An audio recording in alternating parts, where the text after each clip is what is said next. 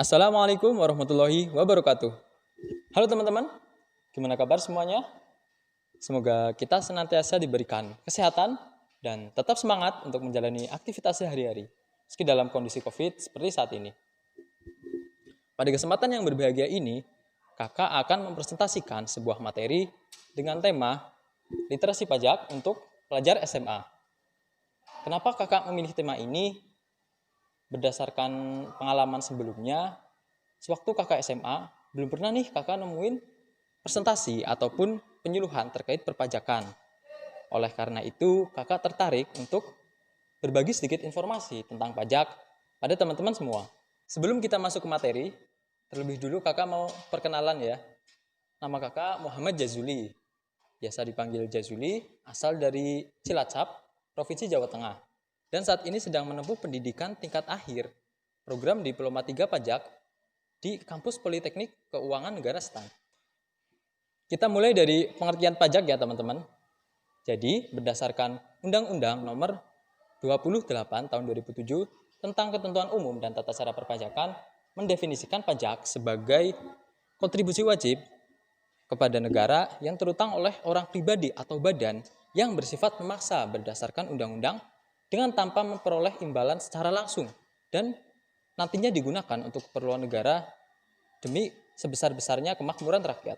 Selain itu, pajak juga memiliki dasar hukum yang tegas yang tertera dalam Undang-Undang Dasar 1945 pasal 23A yang berbunyi, pajak dan pungutan lain yang bersifat memaksa untuk keperluan negara diatur dengan undang-undang. Jadi, atas pajak dan pungutan yang negara pungut dengan paksaan, maka atas pungutan tersebut harus didasari dengan peraturan perundang-undangan. Tidak boleh negara memungut tanpa ada aturannya. Baik teman-teman, selanjutnya kita akan masuk ke pembahasan mengenai istilah-istilah dalam administrasi perpajakan. Istilah pertama ada wajib pajak. Wajib pajak didefinisikan sebagai orang pribadi atau badan yang berdasarkan peraturan perundang-undangan perpajakan ditentukan untuk melaksanakan kewajiban perpajakan. Kewajiban perpajakan seperti memotong, memungut, membayar, serta melaporkan pajak. Secara garis besar, wajib pajak ini dibagi menjadi dua kelompok tadi, yaitu wajib pajak orang pribadi dan wajib pajak badan, yang mana administrasinya lebih rumit untuk wajib pajak badan. Selanjutnya, istilah kedua ada objek pajak. Objek pajak kita dapat mengartikannya sebagai penghasilan yang dikenakan pajak. Secara sederhana, saat wajib pajak, baik orang pribadi atau badan, memperoleh penghasilan, dan atas penghasilan tersebut dikenakan pajak, maka penghasilan tadi kita sebut sebagai objek pajak. Lanjut, istilah yang ketiga ada penghasilan tidak kena pajak atau biasa kita singkat sebagai PTKP. PTKP ini merupakan batas penghasilan berdasarkan ketentuan perundang-undangan perpajakan yang tidak dikenakan pajak. Jadi saat seseorang ataupun badan dia memiliki penghasilan, nilainya kurang dari penghasilan tidak kena pajak, itu tidak akan dikenakan pajak. Yang dikenakan pajak adalah penghasilan dengan nilai di atas penghasilan tidak kena pajak. Istilah terakhir ada tarif pajak. Tarif pajak merupakan persentase yang digunakan untuk mengalihkan penghasilan kena pajak sehingga didapat jumlah pajak yang terutang. Jadi suatu penghasilan yang sudah dikurangi biaya nantinya dikurangi penghasilan tidak kena pajak terlebih dahulu. Sisanya akan menjadi penghasilan kena pajak dan penghasilan kena pajak tersebut dikalikan tarif dan ketemulah nilai dari pajak yang terutang. Baik teman-teman, kita akan masuk ke pembahasan berikutnya yaitu jenis-jenis pajak. Jadi, pajak berdasarkan pihak yang melakukan administrasinya itu dibedakan menjadi dua. Ada pajak pusat dan ada pajak daerah. Pajak pusat administrasinya dilakukan oleh Direktorat Jenderal Pajak. Sedangkan pajak daerah administrasinya dilakukan oleh Dinas Pendapatan Daerah. Untuk pajak pusat terbagi menjadi 5 jenis pajak. Pertama ada pajak penghasilan atau biasa disingkat PPH. PPH ini terbagi lagi menjadi beberapa jenis lagi. Jadi ada PPH pasal 21, PPH pasal 22, PPh pasal 23 hingga PPh pasal 4 ayat 2 atau biasa disebut PPh final. Kemudian jenis pajak pusat yang kedua ada pajak pertambahan nilai atau PPN. PPN ini biasa kita jumpai saat kita membeli barang.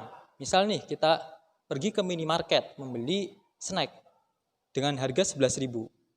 Harga asli dari snack tersebut adalah sebenarnya itu cuma 10.000, tapi karena ada komponen PPN sebesar 10%, jadi harga jualnya menjadi 11.000.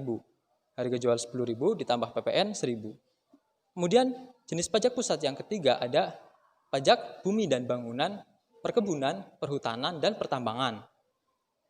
Pajak bumi dan bangunan ini adalah pajak yang dikenakan atas bumi dan atau bangunan yang digunakan oleh pengusaha di bidang perkebunan, perhutanan, ataupun pertambangan.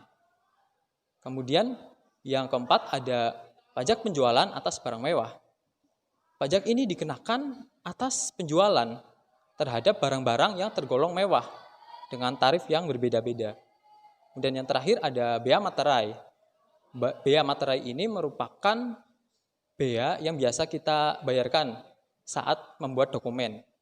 Misal kita membuat dokumen yang bersifat resmi, tentu kita akan membeli materai dan materai tersebut merupakan bea materai. Untuk pajak yang administrasinya dilakukan oleh pemerintah provinsi, contohnya seperti pajak kendaraan bermotor, bea balik nama kendaraan bermotor, dan pajak rokok. Sedangkan pajak yang administrasinya dilakukan oleh pemerintah kabupaten atau kota, contohnya seperti pajak hiburan, pajak reklame, pajak hotel, dan pajak restoran. Berdasarkan penjelasan tadi, mungkin sebagian dari teman-teman berpikir nih, ngapain sih kita bayar pajak? Toh pajak yang kita bayarkan tidak bisa kita langsung terima manfaatnya. Untuk menjawab pertanyaan tersebut, kita dapat melihat grafik di atas. Berdasarkan laporan keuangan pemerintah pusat tahun 2019, menyatakan bahwa data realisasi penerimaan negara tahun 2018 adalah sebesar 1.943 triliun, yang mana 1.518 triliunnya berasal dari realisasi penerimaan pajak, atau bisa dikatakan pajak menyumbang pendapatan negara untuk tahun 2018 sebesar 78,14%. Sedangkan untuk tahun 2019, realisasi penerimaan negara adalah sebesar 1.960 triliun, yang mana 1.546 triliunnya berasal dari realisasi penerimaan pajak, atau pajak menyumbang sebesar 78,86% dari total penerimaan negara. Berdasarkan fakta tersebut, kita dapat mengambil kesimpulan bahwa pajak memiliki peran yang sangat vital dalam menjaga stabilitas keuangan negara. Jadi, apabila penerimaan pajak dapat berjalan dengan baik, otomatis APBN kita akan semakin sehat. Oke teman-teman, akhirnya kita sampai ke penghujung presentasi pada kesempatan kali ini. Bagi teman-teman yang ingin menggali informasi lebih dalam mengenai perpajakan, berikut kakak lampirkan beberapa akun media sosial resmi milik Direktorat Jenderal Pajak. Terima kasih atas atensi yang teman-teman berikan. Kurang lebihnya mohon maaf. Wassalamualaikum warahmatullahi wabarakatuh.